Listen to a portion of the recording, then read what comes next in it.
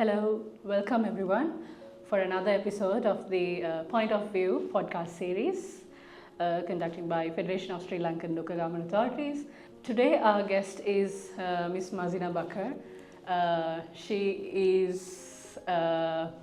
was former Women Councillor of Moratu Municipal Council, and she is also a candidate for these upcoming local government elections, and she has this experience in mercantile sector for about 20 years, and she's also a women activist in local politics as well as national and provincial level. So welcome you. Thank you for coming. So now we are heading for the local government elections, which was after a long pause actually, because it was supposed to be happening in 2023, and then now finally we got this chance to have the local government elections. We see that still the state, the government, as well as the other state and unstated actors, even the citizens, they are still not giving the specific, the force or else like the heaviness for this local government elections. That's what we see. I mean, the heaviness in terms of what they gave for the parliamentary elections, as well as the local, as well as the presidential elections. So that's why we thought of having this podcast series to give that heaviness and to make an awareness for the community as well as the viewers of this podcast series, to make them aware that this is a very important governance structure. Yes. Which is, we feel like it's the most important governance structure out of all three tiers of governance structures in Sri Lanka, like the parliamentary, like the central government, as well as the provincial government and the local government. So out of that, the important one is local government. So we are heading towards that elections. And how about you and your party's readiness to this local government elections? First of all, let me thank for inviting me for this program. And then I see it's very pathetic the way that you said that the people still are not ready for the election. They think this is not that important as the presidential and the parliamentary election. Where we are concerned, since we know about this structure, it is the most important governance is the local body. So where the implementation of the rules that has been carried out by the local government. So this is where it is very important in a country. So therefore the people still are not aware what is the local government is. So the importance of local government still to go into people. So that is where I feel it's very pathetic that we have to strive hard and bring them into the fold, because people still think that they are far behind this. They think this local governance is not that important in governing body, because we know whatever important decision is made in the top level is being carried out by the bottom level. So it is the decision, the governance must start it from the ground root level. And even the local council itself, they have this decision making body.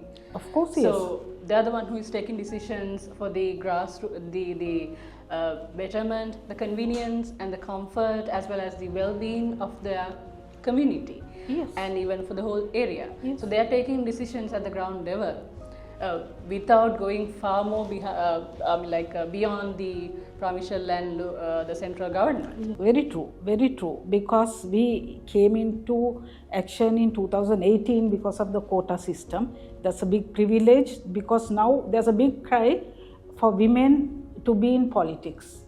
Why we should come into politics is because out of the total population, 52% are women. So where the decision making body does not have the adequate representative for women. Therefore, we have to strive hard to bring the ladies into the decision making body. So therefore, we are part and parcel of the progress and development of the country, because we give a lot of energy to the development of the country. So therefore, they should appreciate and take our talent and efforts to make use of it.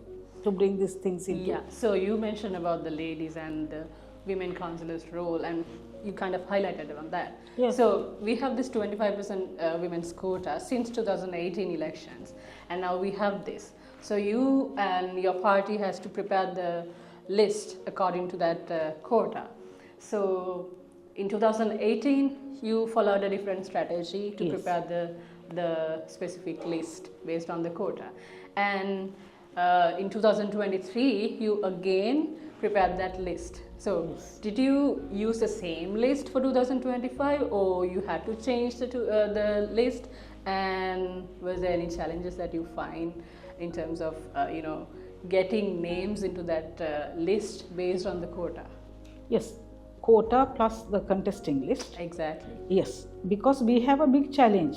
Getting the nomination itself is a big challenge for women in the party democracy. So the total responsibility lies on the organizer of the electorate. So he who selects the members into the list.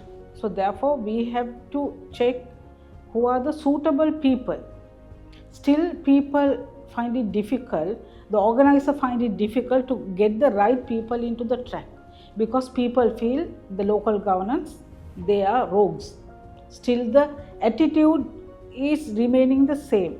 But as far as I'm concerned, after 2018, where the ladies came into power for local governance, they have made a big difference. So they were able to change this image to some extent. But we want to totally eradicate that tag which has been labeled on the local government council members.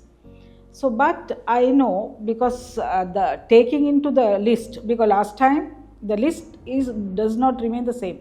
When you say about last time, what do you mean, like 2018 or 2023? 23, the nomination list, there are big differences. Because time to time, what we think today is not tomorrow. Because we feel that tomorrow is a different day. We are advancing, not going back.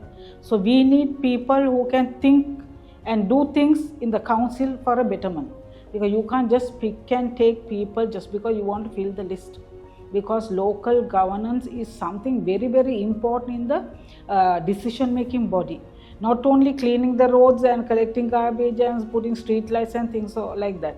But there are far beyond that. Because we have to develop the township. The township, when you develop, only the country develops. So for that, you need people who can think about it, where we make decisions. So sometimes there are lots of members who just keep nodding, they don't know what's going to take place. Yeah, exactly. So we as an association, we worked with these local government councillors as well as administrators. Since the beginning, even in 2018 also we were working with the newly elected women councillors. So in couple of discussions, and when we were meeting with several peer groups and fellow male councillors and administrators and anyone, there was this discussion which was going on that the women who was elected to the council were not that much technically savvy enough to get the decisions. Am I correct? True, very true. So in that case, so do I. Well, so to some extent. All right. So how about the strategy? Have you all addressed to that issue in terms of selecting people, the women into the list, to address that specific blame? Because even you said that there were some times that most of the parties had to fill the list merely just for the sake of filling it with the names. So were there any strategies and any creative procedures or activities or whatever the mechanisms that has been followed by even the party as well as the ground level organizers of your party to get quality people into the list, quality women into the list? Yes, very true what you said, because then the quality counts a lot. Because we know the gravity we faced when we came in 2018, how much challenge we had to face working inside the council. We only thought we just go there and see about it, and then go to the area which we work, and then we see the road developments and the street light, things like that. Not only that, it was far beyond that. So we had to learn a lot. Thank God to that non-governmental organization like Federation and all gave us a lot of backing. The confidence that we have gained now is that, because sometimes some people, they shiver while talking also. They don't know what to talk. Sometimes they give only 3 minutes to 2 minutes to talk because they don't have anything to talk. And then the senior members also does not support at that time. So we have to study. So thanks to this non-governmental organization, they have stood by us, giving us a good training how to handle these things in the council. So therefore, we have come a long way. So we don't want to repeat the same mistake for the newcomers. So we want to make sure they also get some education on this council system, the governance system, so that it will be comfortable and convenient for them to work inside. So they will not be harassed by others. So therefore, this knowledge also counts a lot. So that also was taken into consideration while selecting this time. Mm-hmm.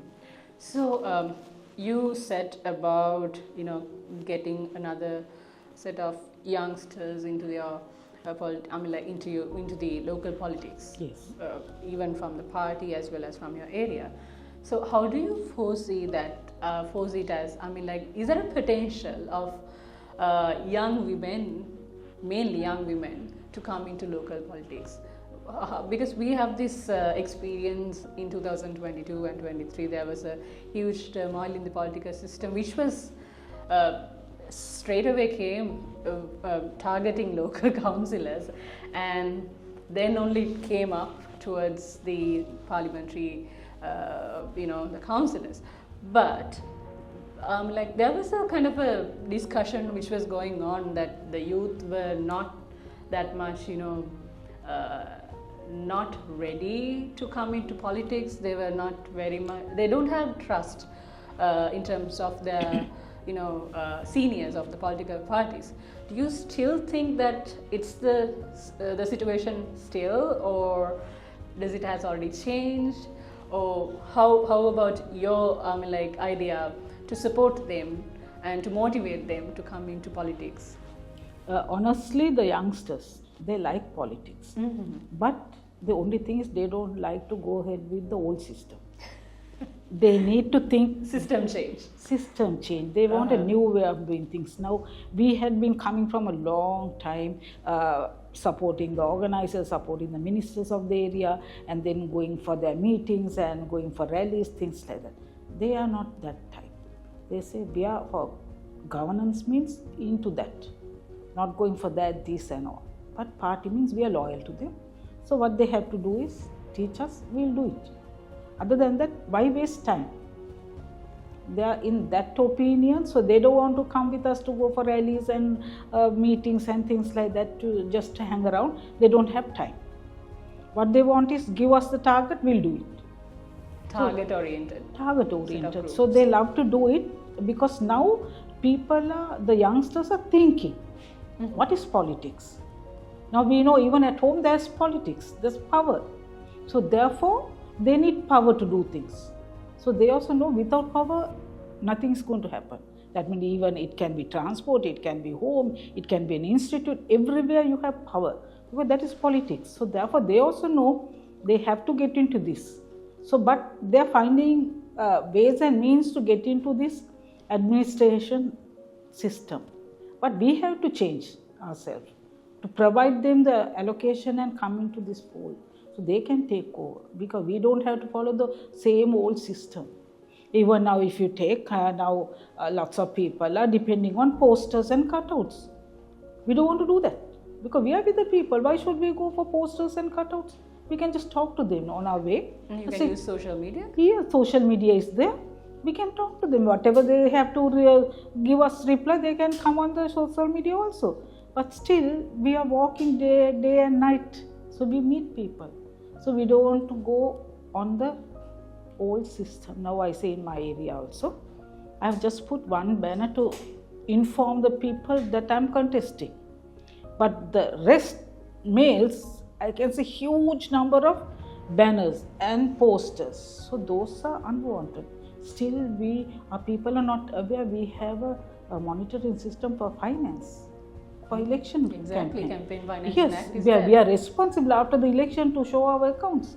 So they are still not aware.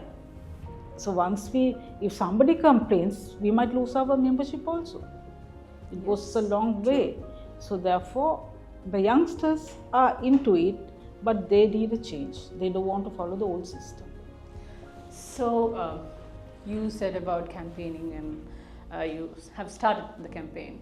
So you had a constituent base, like a set of voters who were supposed to vote you, and we had all these issues happened in 2022, and there was a scenario which was going on. Do you still think that those voters are still with you, and whether if not, you had to try for another strategy to go towards those constituents or towards your voters to get the vote from them? Still, you still think that you have the trust of the voters? Every minute, every hour, you must use your marketing strategy, because what they think today is different from tomorrow. So we have to go for it. And also, they feel that they forget very soon. Our people, our people, they forget very soon. So, but anyway, every time we keep talking to them, they could be changed. But some are there, they feel that no, this is not the way. We don't want to do this. So, in my strategy is especially taking the women into the politics, because they are educated, knowledgeable, but still, if I take a Muslim community, the male counterpart, they don't allow most of them to go out beyond their limits. So what I say is, we have a framework.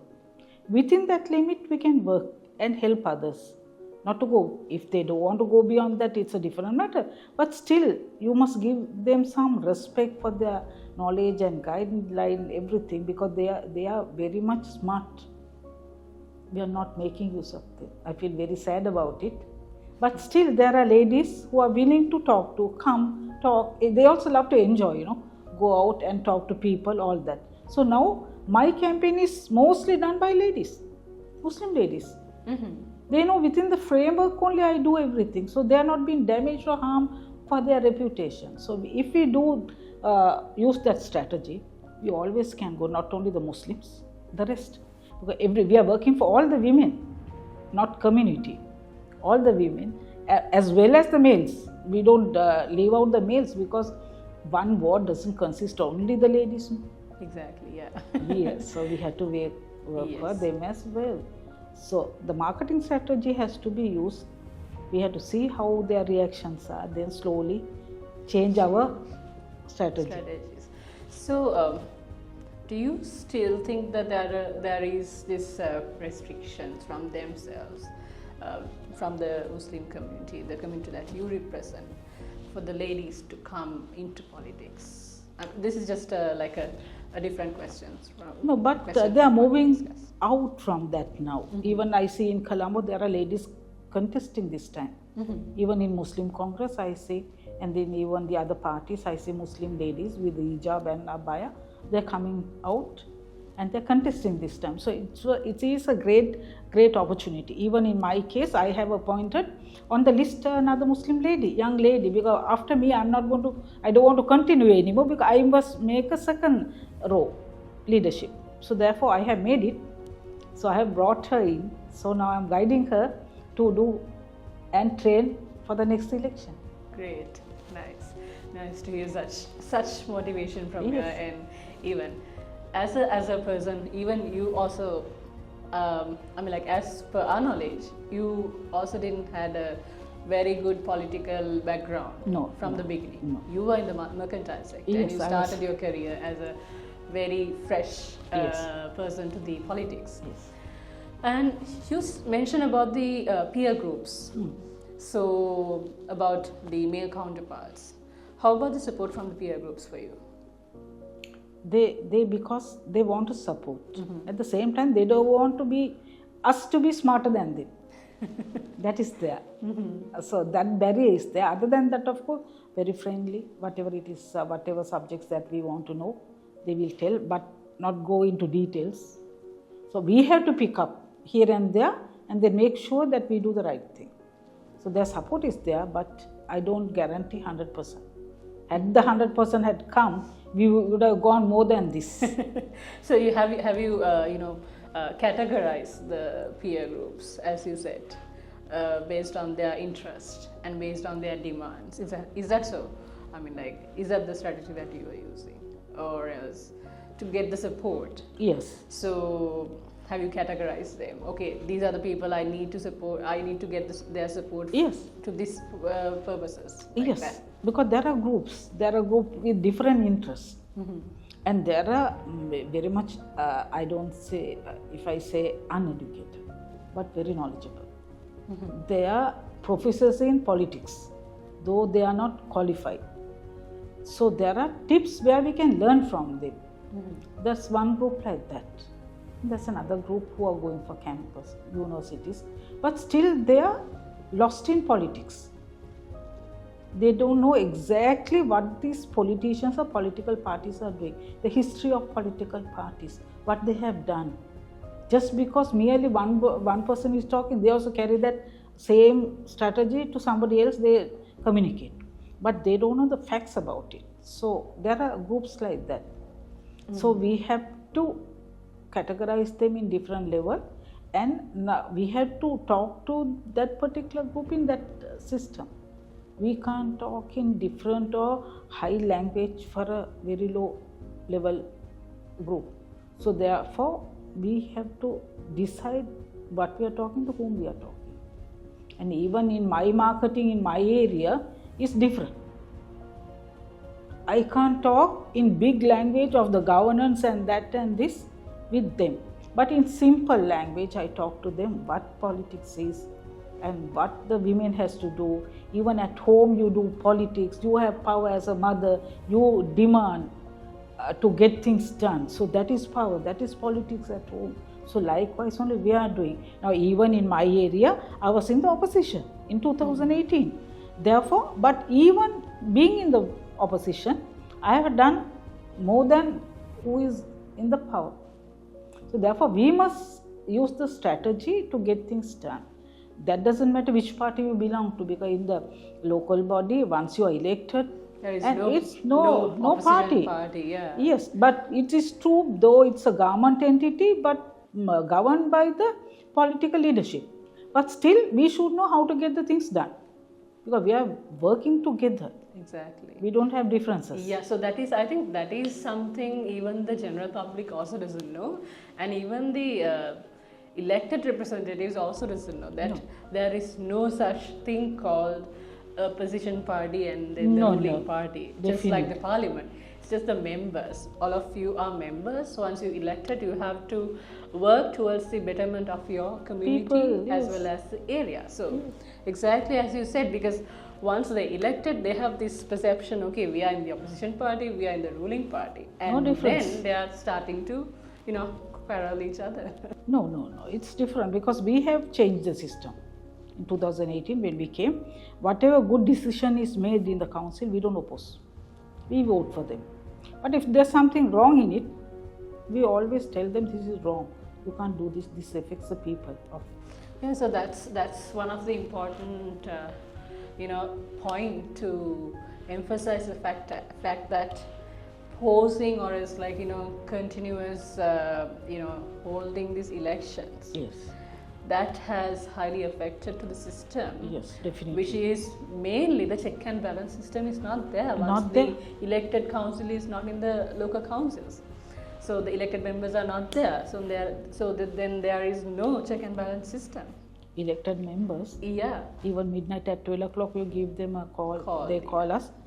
We are on the job. Yeah, so this is a democratic structure. That's why you have the elected representatives at the council. So the administrators, they are doing a good job, but they are government servants, like the servants, and they have their own, structural work to proceed with, to admin and to support with the administration work to the council. So as you said, since we don't have this the check and balance system, there were like huge issues. But as you said, that's because the even once a month we meet, A to Z we go through all the details, even the accounting, even the proposals and which we are pending, all that we go through. And then for one day we rattle out everything from the audit report, from the proposals to the accounting. Even the 9 committees which we represent, then we know this committee is doing this committee is doing this, and this is pending, and this is pending, this is in progress, likewise. So we have a follow-up. Now we don't know whether that's been followed up or nothing. Yes. So finally, Yes. you were a former councillor, and you are contesting the upcoming elections as well. And we had this because thanks to this quota, Yes. we had these 1,900 plus elected representatives back in 2018, and it's sad to say that there were like it's about 50% of them are not re-elected or as not contesting for this election. So how did you come up with that motivation, and what was your motivation? All right, I'm not going to stop my political career from here. This is the beginning, and then I have to start from there onwards. So what was the motivation, and how did you come up with that strength? The courage to go for this. Yes. The women needs power. Mm-hmm. Women needs help. They need guidance. And because of the non-governmental organization helped a lot of members to gain their knowledge, advance their knowledge. Those people gain their confidence and they remain. Certain people, they were not interested in taking the knowledge from these places, and they were lost. They couldn't face things, the challenges. Now we are here because of that. Any challenges come, we are ready to face them.